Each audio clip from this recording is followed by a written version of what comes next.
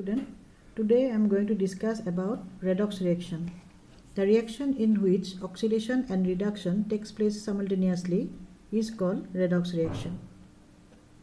Now let us take an example. We are taking the copper metal. Copper is brown in color.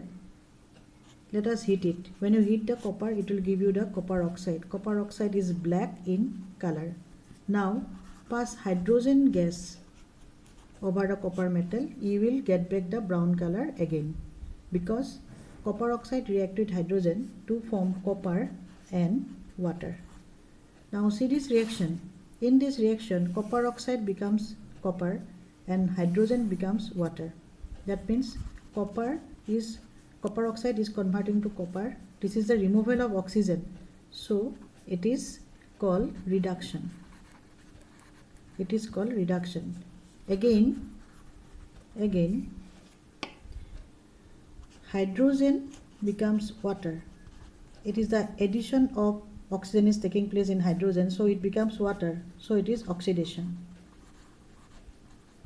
That means in this particular reaction, oxidation and reduction both are taking place simultaneously. So this is the example of redox reaction.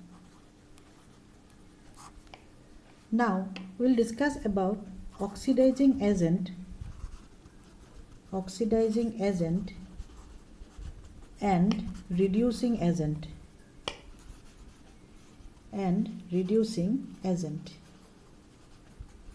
Now oxidizing agent is that chemical which will help in oxidation by supplying the oxygen, and reducing agent is that chemical which will accept the oxygen and help in reduction.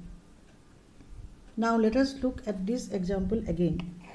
In this example where we have observed that copper oxide becomes copper, that means this process is reduction, removal of oxygen is taking place. So this copper oxide becomes copper by removing this oxygen, but this oxygen is accepted by hydrogen. Hydrogen accepts this oxygen, that's why it is possible for the copper oxide to form copper. So that means hydrogen is the reducing agent. Hydrogen is the reducing agent because hydrogen help in reduction of copper oxide to copper.